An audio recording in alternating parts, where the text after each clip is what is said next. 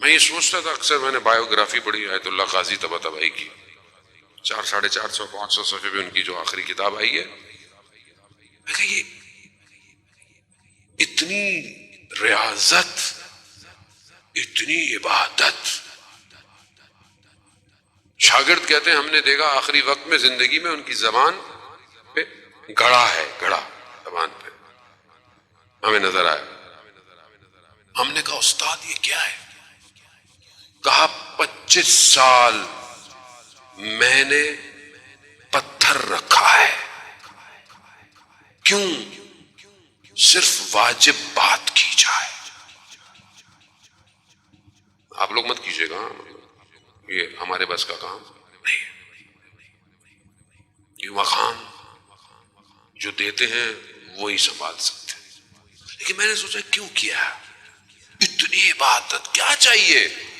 کیا چاہیے؟ سجدے میں ہے تو سجدہ، تہجد ہے تو نخلستان نجف میں گھنٹہ گھنٹہ. کا خود کہتے تھے اطراف کٹ جاتا تھا، یعنی ڈسکنیکٹ ہو جاتا تھا. پھر کہاں؟ کہا عرش سے کنیکٹ. جو ذکر عرش میں ہو رہا تھا کہتے سنائی دیتا تھا مجھے. کنیکشن چاہیے. جس پر نگاہ پڑی اس کو پلٹ دیا. قاسم، ڈاکو، چور، لوگوں کو اذیت کرنے والا، تکلیف دینے والا، کوئی نہیں جاتا، لوگ بھاگ جاتے. بازار میں اذیت. احترام کرتا تھا، سید ہے. ملا، رستے میں ساتھ جا رہے. کہا قاسم دوستی کی خاطر. کہا کیا؟ کہا آج تہجد پڑھ لو. کہا میں نماز نہیں پڑھتا، آپ مجھے کہہ رہے ہیں تہجد پڑھ لو. کہا دوستی کی خاطر.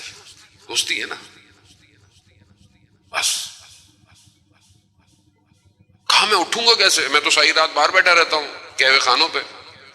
کہا وہ ہمارا کام ہے، ہم اٹھائیں گے تمہیں. نہیں سمجھتے اولیاء. عزیزان محترم، ہمارا معاشرہ بلائنڈ ہے، نابینا ہے. اسے یہ نظر نہیں آ رہا ہے بھی نہیں نا معاشرے میں.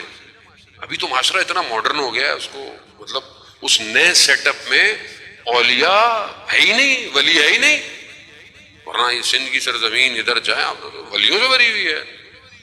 ابھی تو سب، اب ڈیجیٹل ولی ہو تو کوئی مل رہا ہے تو الگ بات ہے، لیکن اب ولی نظر ہی نہیں ہوئے، نظر نہیں آتا. دوستی کی خاطر کیا اٹھا دیا انہوں نے.